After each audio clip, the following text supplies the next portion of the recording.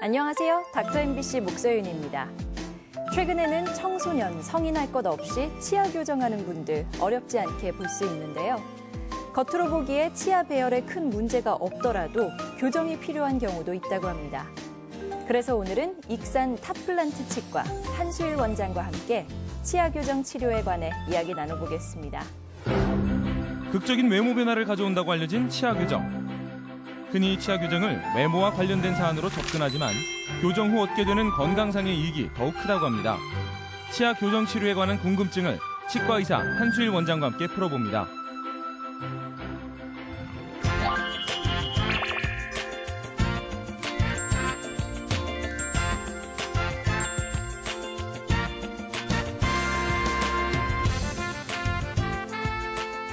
안녕하세요, 원장님.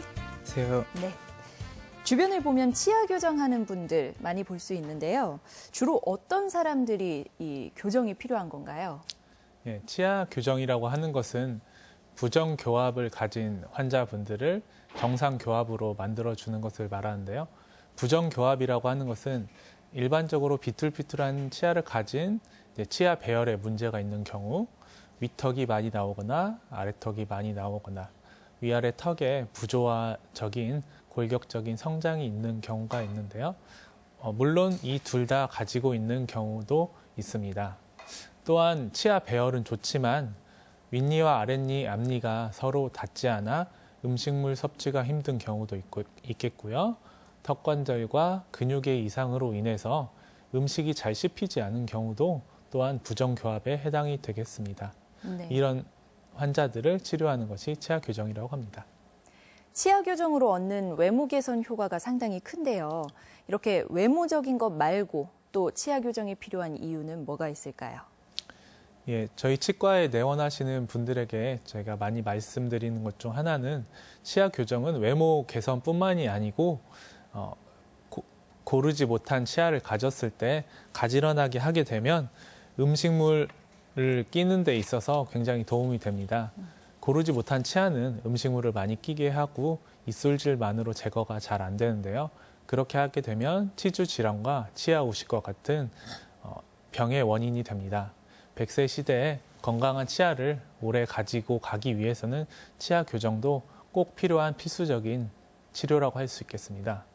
두 번째로 제가 많이 말씀드리는 것은 부정교합을 가지게 되면 이제 저작에 있어서 문제가 생기는데요. 정상교합을 가지게 되면 우리의 몸이 앞니, 또 송곳니, 어금니 각각이 담당하고 있는 치아의 기능이 있습니다. 네. 그 기능이 있었을 때 부정교합의 경우 그 효율이 제대로 나타나지 않게 되고요. 이것은 소화 기능에도 영향을 미쳐서 전신적인 건강에 영향을 미칠 수 있습니다. 네. 치아 교정을 받아야 하는 이유야 여러 가지가 있는데 네. 그러면 시기는 언제가 적절한가요?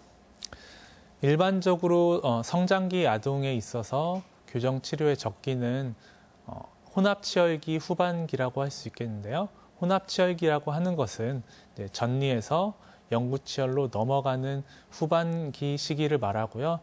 일반적으로 나이로 따졌을 때는 9세에서 12세 정도라고 할 수가 있겠습니다. 하지만 아동에 있어서 손톱을 물어뜯는 습관, 손가락을 빠는 습관, 그리고 입으로 숨을 쉬는 습관 등이 치아 배열과 턱의 성장에 있어서 악영향을 미치게 된다고 판단이 되면 빨리 조기에 치료를 해줘서 이런 치아 교정에 있어서 악영향을 없애주는 것이 좋습니다.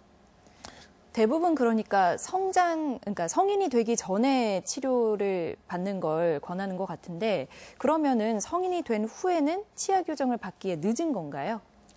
네, 그런 것은 아니고요.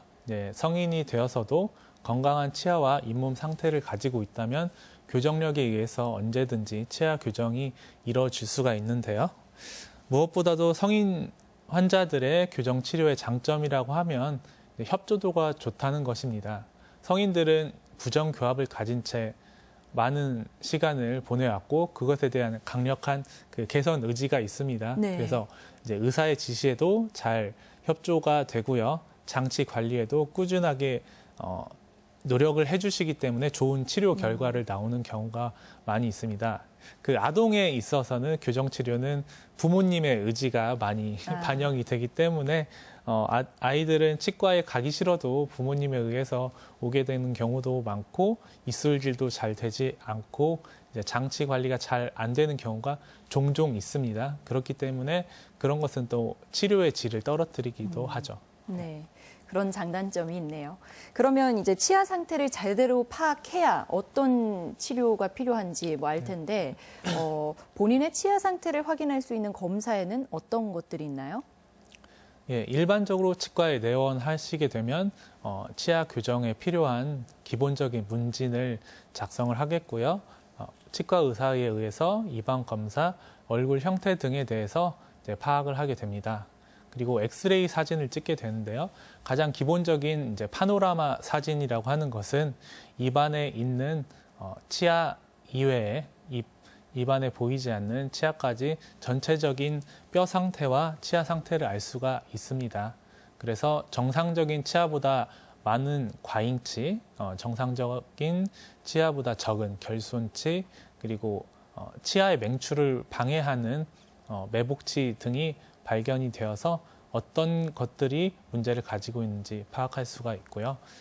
두 번째로 많이 찍는 엑스레이 사진은 세팔로 엑스레이 사진인데요. 이것은 옆면의 엑스레이 사진을 말합니다. 그래서 윗니의 돌출 정도, 아랫니와의 관계, 그리고 윗턱과 아랫턱과의 부조화의 정도를 파악할 수 있습니다. 그리고 정면에 있는 엑스레이 사진은 좌우의 앞면의 비대칭을 파악할 수가 있고요. 그리고 우리가 일반적으로 본을 뜬다고 네. 하거든요. 그래서 이런 치아의 본을 뜨게 되면 치아의 크기 및 형태, 대칭성의 유무에 대해서 이제 치과 의사에게 정보를 주게 되겠고요. 많은 분들이 또 이제 치과의 교정 치료를 하기 위해서는 상반신이 드러난 이제 안면 사진을 찍게 되는데요. 그래서 안면 사진이란 것은 얼굴의 조화와 입술의 미소선 그런 것들을 파악하여서 환자분과 어떻게 하면 교정 치료가 가장 좋은 결과를 나올지에 대해서 의사와 상담을 하게 됩니다. 예. 검사 방법에 대해 알아봤는데요. 이제 많은 분들이 또 걱정하시는 게 교정 치료를 받다 보면 발치를 해야 하는 경우가 있잖아요. 어떤 치아를 왜 뽑는 건가요? 네, 모든 교정 치료에 있어서 발치를 하게 되는 것은 아니고요. 교정 치료라고 하는 것은 부정 교합을 정상 교합으로 만들고 이것을 통해서 신미성과 구강의 건강을 회복하는 것이겠죠. 많이 발치를 하는 경우가 주로 돌출입을 가진 경우, 전니를 가진 경우인데요. 이것은 정상 교합으로 바꾸기 위해서 신미성을 개선하기 위해서 많은 공간을 필요로 합니다. 그래서 가장 교정 치료에 있어서 많이 발치하게 되는 것은 작은 어금니 위에 2개, 아래 2개를 발치를 하게 되는데요. 우리 몸은 상하 좌우 대칭적으로 존재를 하게 됩니다. 네. 그래서 상하 좌우에서 한 개씩 발치를 통해서 대칭성을 유지시키는 것이 교정 치료의 핵심이라고 할 수 있겠습니다. 예. 이제 장치도 여러 가지가 있잖아요. 네. 네, 몇 가지 좀 소개해 주시죠. 네, 일반적으로 많은 사람들이 알고 있는 그 철길이라고 하는 장치가 금속으로 이루어진 장치죠. 교정에 치아에 붙이는 장치를 브라켓이라고 하는데요. 그 브라켓이 금속으로 되어 있는 경우가 있습니다. 가장 일반적으로 쓰이고요. 금속으로 되어 있어서 크기가 작고 청결하게 유지할 수 있는 장점은 있지만 많은 사람들의 눈에 띄는 네. 단점이 있겠죠. 그죠. 그래서 그 재료를 세라믹으로 하는 세라믹 장치가 있습니다. 세라믹 장치는 우리 치아 색깔과 가장 가깝게 맞추기 때문에 성인분들이나 특히 그리고 여성 환자들이 좋아하는 장치가 되겠습니다. 또한 치아의 바깥쪽에 붙이는 것이 아닌 치아의 안쪽 면, 그 설측 교정 장치라고 하죠. 안쪽에 붙이게 되겠고요. 신미성이 굉장히 뛰어난 장점이 있는 반면에 네. 아무래도 안쪽에 붙이다 보니까 혀에 많이 불편한 점이 있을 수가 있고요. 발음상의 장애는 조금 있을 수가 있습니다. 네. 네. 또 말씀드리는 것은 최근에 투명 교정 장치라는 것이 많이 있는데요. 얇은 플라스틱 장치가 단계별로 교정 치료에 의해서 제공이 되고요. 하루 종일 아니면 20시간 가까이 끼게 되는데요. 예전에는 이런 투명 교정 장치를 통해서 작은 치아 이동, 작은 교정밖에 할 수 없었는데요. 최근엔 기술의 발달로 그 케이스의 범위가 넓어지고 전체 교정까지 확대되는 추세에 있습니다. 네, 오늘 이 시간에는 치과의사 한수일 원장과 함께 치아 교정 치료에 대해 이야기 나눠봤습니다. 고맙습니다, 원장님. 감사합니다.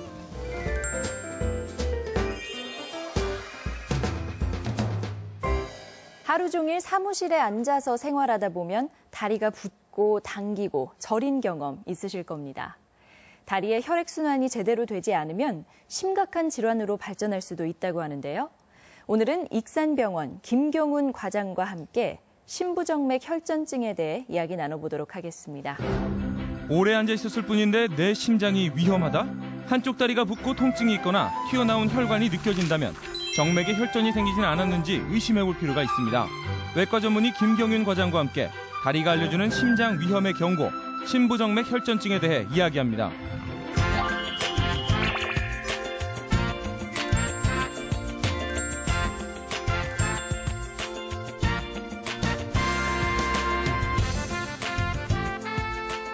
안녕하세요. 안녕하십니까. 예. 오늘의 주제 심부정맥 혈전증이란 무엇인가요?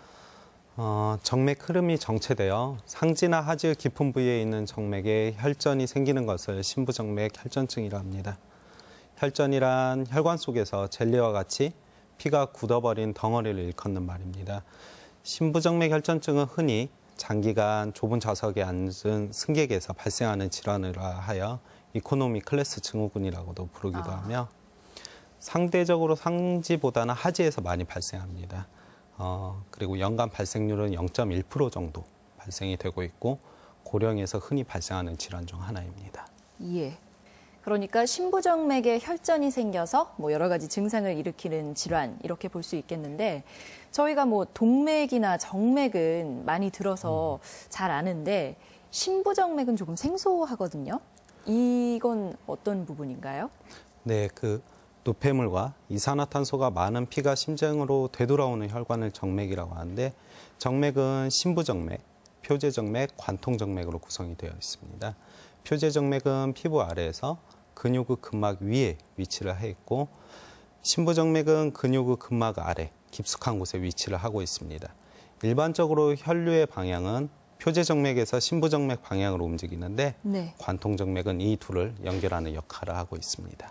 심장으로 피가 돌아오는 혈관에 혈전이 생긴다면 문제가 심각할 것 같은데요. 이런 혈전이 생기는 이유는 뭔가요? 다음과 같은 위험인자를 가진 환자에서 심부정맥 혈전증이 쉽게 발생할 수 있는데요. 첫 번째는 이전에 심부정맥 혈전증의 기왕력을 가진 사람, 혹은 척추, 골반, 대퇴골 골절 같은 하지의 외상을 당한 경우, 또한 고관절, 슬관절 같은 하지의 수술이나 흉부, 복부 수술을 받는 경우, 뇌졸중이나 척추 수술로 인해서 지속적으로 침상 생활을 해야 하는 경우도 있고요. 췌장암이나 같은 악성 종양이 있는 환자도 포함이 되고 임신이나 경구 피임제를 지속적으로 복용하는 환자들도 여기에 해당이 될 수가 있습니다. 이렇듯 심부정맥 혈전증 발생의 위험인자 중에서 제일 중요한 것은 장시간 움직이지 않고 같은 자세를 유지하는 겁니다. 최근에 흥미로운 연구 결과가 있었는데요. 장시간 TV를 시청한 경우에도 심부정맥 혈전증이 발생할 수 있다는 연구 결과가 있었습니다. 일본에서 시행한 이번 연구에서는 하루 5시간 이상 TV를 시청하는 사람이 2.5시간 미만 시청하는 사람보다 심부정맥 혈전증에 의한 폐색전증으로 사망할 위험이 2배 높았다는 연구 결과가 있었습니다. 아, 그래요. 네, 지금 뭐 TV 보시다가도 막 그러면 안 되겠다 생각하는 분들 계실 것 같은데요. 그러면은 심부정맥 혈전증의 증상은 어떻게 나타나나요? 위험 인자를 가진 환자에서 한쪽 다리가 붓고 따뜻하며 다리가 붉어지는 증상이 생기면 의심할 수 있습니다. 일부에서는 혈전증이 생긴 정맥을 따라 통증이 존재할 수 있고 피부에서 혈관이 단단한 줄같이 만져지는 수도 있습니다. 또한 발을 위쪽으로 젖혔을 때 장단지 근육 통증이 발생할 수 있습니다. 일부 환자에서는 별다른 증상이 없고 심부 정맥의 혈전이 떨어져 나가 폐동맥을 막아서 호흡곤란, 가슴 통증 등의 폐동맥 색전증 증상이 발생하기도 합니다. 조금 전에 말씀하신 폐동맥 색전증은 폐동맥이 막힌다는 이야기인가요? 예, 맞습니다. 심부 정맥 혈전증은 중요한 합병증 중에 하나인데요. 심부 정맥에서 형성된 혈전이 떨어져서 폐로 이동하여 폐동맥을 막음으로써 발생하는 질환입니다. 하지 근위부에 심부 정맥 혈전증 환자에서 약 50% 정도가 발생을 합니다. 환자의 약 40%에서는 전혀 증상이 없으며 가장 흔한 증상은 갑자기 발생한 설명이 불가능한 호흡곤란입니다. 심한 경우에는 환자가 사망할 수도 있으나 정확히 진단을 하고 적절하게 치료를 하면 조기에 예후가 나쁘지 않게 치료가 잘 될 수가 있습니다. 네, 뭐 증상이 갑자기 나타난다 이런 말씀 해주셨는데 그럼 어떨 때 심부정맥 혈전증을 의심해야 하고 또 진단은 어떻게 내리는지 궁금하네요. 예, 갑작스럽게 다리가 붓고 심한 통증이 발생하면서 이와 더불어 다리에 표재성 정맥이 확장이 되고 하지 피부가 붉은색이나 파란색으로 변할 때에는 반드시 병원을 찾아봐야 합니다. 진단은 여러 가지 방법이 있는데요. 혈액 검사와 영상학적 검사를 더불어서 확진을 할 수가 있습니다. 심부 정맥 혈전증을 확진할 수 있는 혈액 검사는 없습니다. 현재 시행하고 있는 D-다이머는 혈전이 분해되면서 생성되는 물질로서 임상적으로 진단이 가능성이 낮으면서 D-다이머 결과가 음성인 경우에는 심부 정맥 혈전증을 배제할 수 있습니다. 영상학적 검사로는 초음파 검사, CT, MRI, 정맥 조영술이 있습니다. 초음파 검사는 방사선 노출이 없고 정확도가 높아서 현재 심부정맥 혈전증의 진단에 있어서 널리 사용이 되고 있습니다. 하지만 장단지나 골반 안의 정맥은 정확하게 관찰하기가 어려운 단점이 있습니다.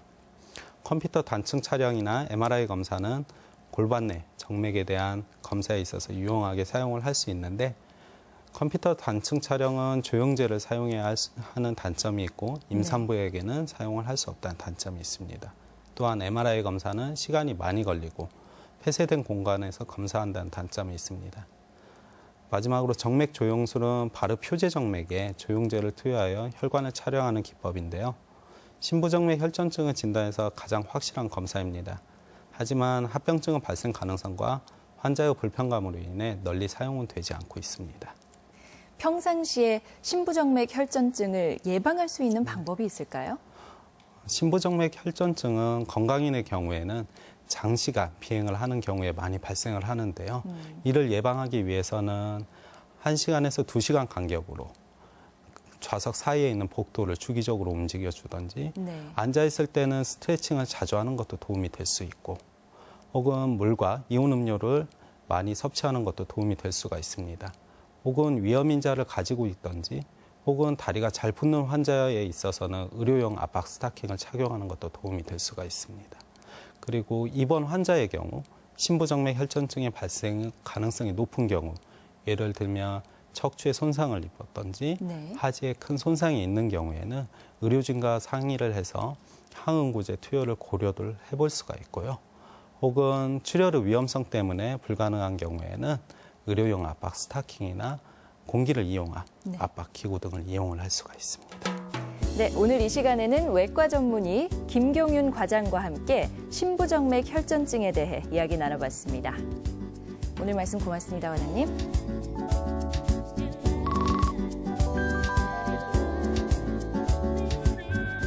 봄이 되면서 야외 운동 시작하신 분들 많으실 겁니다.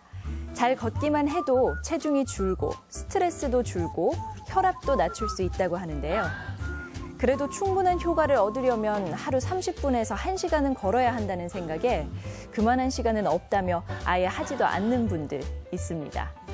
하지만 본격적으로 운동에 나서지 않더라도 출근하거나 일하면서 이동하는 걸로도 틈틈이 10분, 15분씩 나눠 걸어서 효과는 충분하다고 합니다.